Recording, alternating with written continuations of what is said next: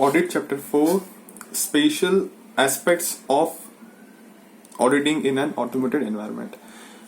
मतलब अगर कोई एंटिटी जिसमें द बिजनेस प्रोसेस ट्रांजैक्शन के अंदर ऑटोमेटेड चीजें हैं, like use of IT software technology ये सब है, देन वहां पे कैसे ऑडिट करेंगे ये देखेंगे. First is layers of automated environment. So example अपना एटीएम का मशीन, आप गए अंदर एटीएम के अंदर, हमने देखा एप्लीकेशन डब्बा था, हार्डवेयर. जैसे आप application is based on the operating system, जैसे आप एप्लीकेशन एंटर करते हो वो जाता है डेटाबेस सर्वर के पास, दैट इज द डेटाबेस को आपको कनेक्ट करता है network and network devices. Next is real time environment. Real time environment मतलब IT environment where the transaction is initiated process and recorded immediately without any delay. So उसका again वही है, same चीज. Application होता है, application hardware and storage वैसे होते हैं. देर आर मिडिलवेयर मतलब सर्वर वगैरह and the network. Example application मतलब ओरेकल सैप वगैरह वो सब. मिडिलवेयर मतलब सर्वर्स, वेब सर्वर्स. नेटवर्क मतलब स्विचेस राउटर मोडेम वगैरह, लैन वैन ये सब नेटवर्क्स है. एंड हार्डवेयर मतलब वो जो स्टोरेज डिवाइसेस सर्वर वगैरह वो सब. Understanding and documenting automated environment. So ऐसे 315 बोलता है तुमको ऑटोमेटेड एनवायरनमेंट को पहले समझना चाहिए. Like first point is understanding the application use by the entity. Then IT structure कैसा है, then government, then the organized structure and governance, policies, procedure, practices, IT risk and IT controls. तो ये बोलता है ऐसे 315 कि आपको क्या अंडरस्टैंडिंग करना है, कौन सा सॉफ्टवेयर देखना है, कैसा स्ट्रक्चर है, पॉलिसीज प्रोसीजर प्रैक्टिसेस क्या है, IT रिस्क एंड कंट्रोल्स क्या है, ये सब देखने का है. एंड आपको ये सब करना है डॉक्यूमेंट एज पर ऐसे 230. Considerations of automated environment at each phase. मतलब ईच फेज के अंदर आपको ऑटोमेटेड एनवायरनमेंट को ध्यान में रखते हुए क्या चीजें देखनी है एट ईच फेज. तो इसका keyword is are you entity level control को टेस्ट करना चाहते हो completely. Are you entity level को टेस्ट करना चाहते हो कंप्लीटली. आर से आता है अपना रैप. सो फर्स्ट अपन करते हैं रैप. वैसे भी याद हो जाएगा. RAP is risk assessment process के अंदर आप देखोगे कि भाई आईटी रिस्क क्या क्या हो सकती है. देन अंडरस्टैंडिंग करते हो हम बोलोगे भाई कि अंडरस्टैंडिंग मतलब understanding the entire business process and performing walk through. So एक प्रोसेस है, लाइक ऑर्डर आया, ऑर्डर उसको डिलीवर करना है. तो वहां पे at each stage of business process IT systems and software वगैरह का कितना यूज हो रहा है, कैसे यूज हो रहा है. Then are you entity level control. Entity level controls are pervasive controls, general IT controls, वो सब उसमें आता है. Assessing the entity level controls, pervasive controls. Next is testing. अभी कंट्रोल्स को अपने को टेस्ट करना है. एक सेकंड.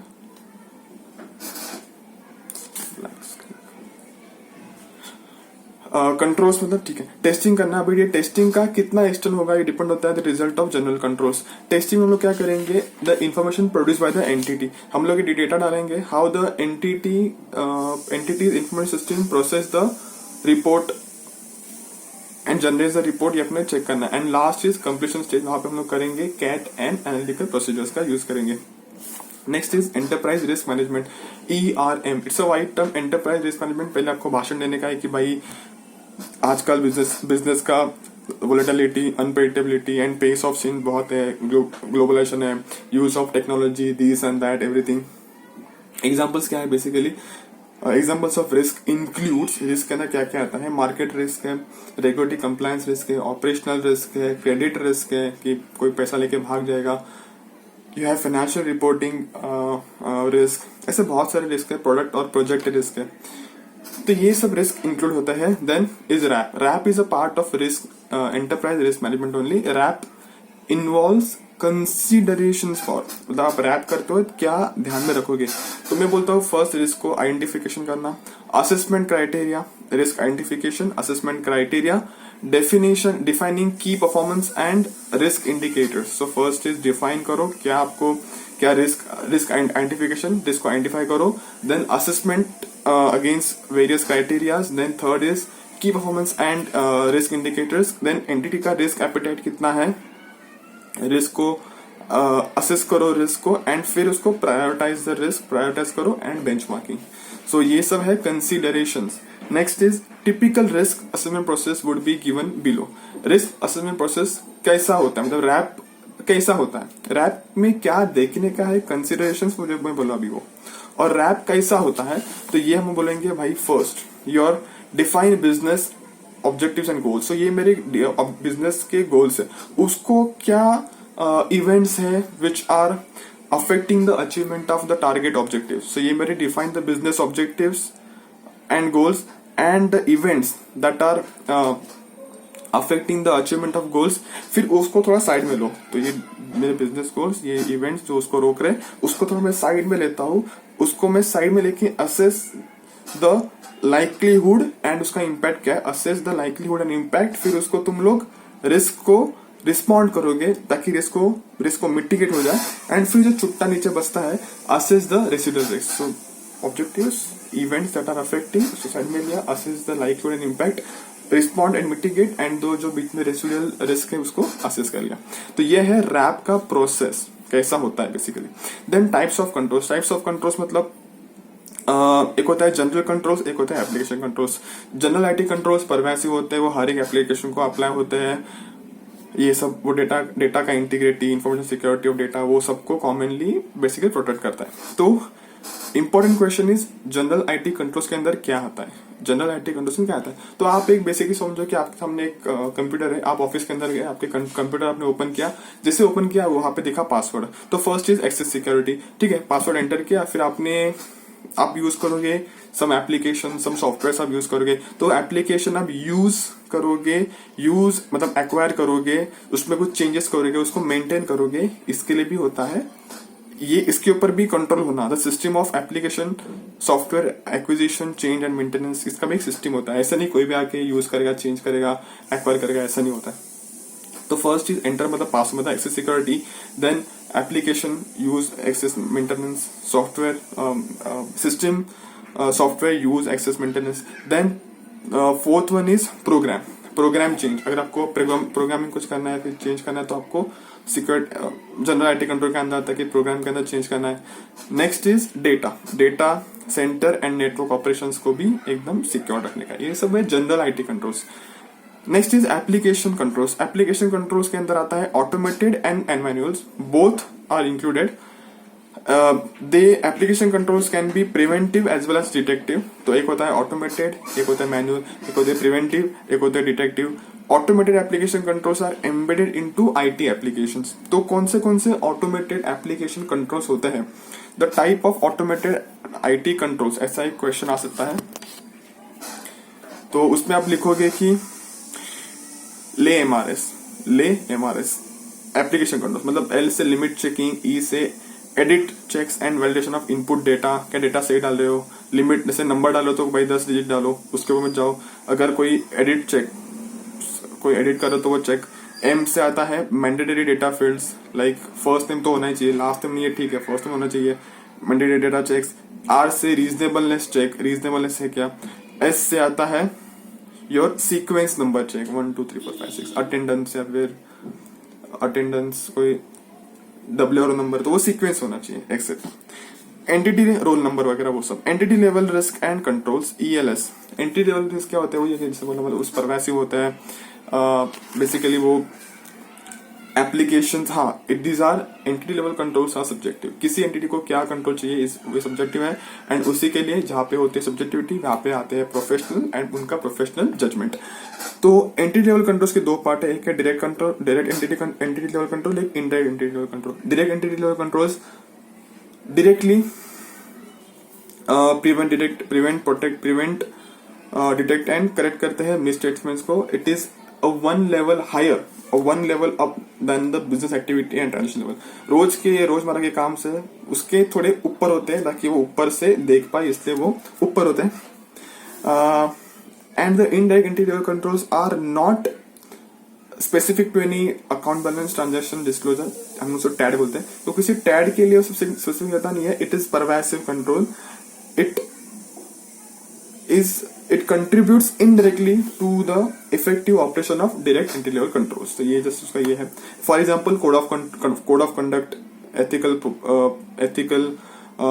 पॉलिसीज, एचआर पॉलिसीज, ये सब। और डायरेक्ट कंट्रोल मतलब किसी परफॉर्मेंस को रिव्यू करना, इंटर ऑडिट करना, ये सब हम लोग डायरेक्टली जाके चेक करते हैं।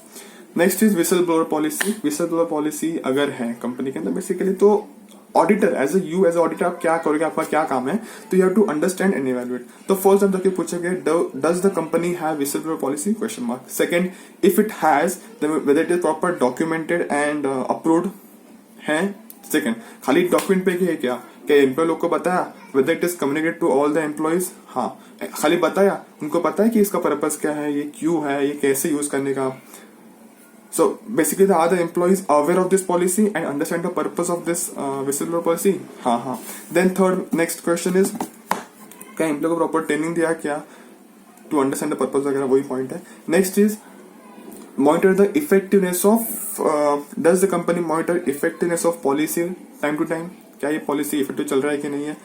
And last one is deviations and non compliance को कंपनी कैसे हैंडल करती है। ऑब्वियसली विसल ब्लोअर के अंदर किसी ने कंप्लेंट डाल देगा कि भाई ये अच्छा नहीं है, ये वैसा है, ये वैसा है, तो जो भी नॉन कंप्लायंस, जो भी कंप्लेंट्स है उसको कंपनी कैसे असेस करती है, डील करते है बेसिकली उससे। Next is last is CAT. CAT is computer assisted audit techniques. CAT is computer assisted audit techniques. एक होता है डेटा एनालिटिक्स, मतलब ही जो भी रॉ डेटा है, extracting and generating meaningful information from a raw data by using tools, procedures, techniques is known as data analytics. And data analytics का method used in audit is CAT, that is computer assisted audit techniques. CAT के अंदर एक question आता है कि the concept of data analytics for several aspects in audit क्या क्या है, लाइक डेटा एनालिटिक्स कहाँ पे यूज होता है, कौन से एस्पेक्ट्स में यूज होता है। तो आप बोलोगे इफ फ्रॉड का जब भी मिला तो हम लोग उससे प्रीलिमिनरी बेसिस पे रिस्क मान के कंट्रोल में डेफिनेंसी है ऐसा बोलेंगे। इफ फ्रॉड जेवी मिला तो ऑन अ प्रीलिमिनरी बेसिस पे वो मानेंगे कि रिस्क एग्जिस्ट है एंड कंट्रोल के अंदर डेफिशिएंसी है। ये इसका जस्ट एक न्यूमोनिक है, कोड है। फ्रॉड मतलब बेसिकली डेटा एनालिटिक्स कहाँ पे यूज होता है। तो first is fraud assessment, second was your JV, that is analysing the non standard journal entries या फिर journal analysis. Third one is preliminary analytics, risk assessment करने के लिए, evaluation of deficiencies, risk assessment, control testing, ये बस ठीक है। Next is steps to be followed to achieve the success with CAAT, मतलब कैट को फॉलो करने का एक अप्रोच क्या है, एक कैट को कैसे यूज करते हैं, प्रोसीजर क्या है। तो फर्स्ट आप भाई कैट के अंदर इंपॉर्टेंट है डेटा एनालिटिक्स, तो अपने को चाहिए डेटा, तो कैट के लिए चाहिए डेटा। तो पहले भाई सामने वाले को समझो, understand the business environment and IT structure, मतलब सब लेट्स से कौन सा सॉफ्टवेयर है, सीबीओ है या फिर कौन सा ओरेकल है, फिनाकल है, आप बैंक ऑडिट करने जाते हो तो आप अंडरस्टैंड करते हो भाई बिजनेस एनवायरमेंट कैसा है। सेकंडली आपको क्या चाहिए, the define the objective and goals, तो एक है सामने वाले का डेटा कैसा है, सेकंडली अपने को define the objective and goals. Third one is identify the source, मुझे ये डेटा चाहिए तो वो कहाँ से मिलेगा, identify the source and format of data.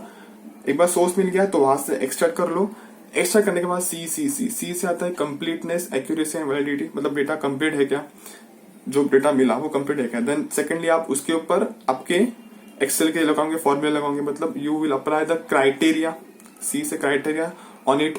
Criteria लगाने से लेट्स से कोई आपने फिल्टर लगाया वैसे, तो आप लोग वो क्राइटेरिया लगाने से आपको मिलेगा result. So confirm and validate and confirm the results and उसको करोगे आप document, report and document results and conclusions. This was all about cat.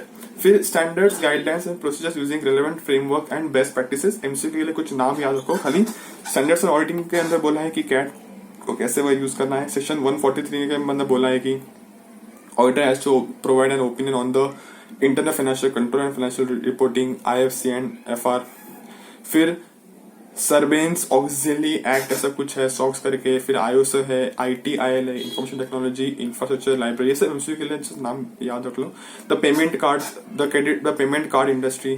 Then American Institute of CPA है ना, उसमें कुछ साई बोला है, statement on standards for at least for a test engagement and cyber security framework, ये सब कुछ है।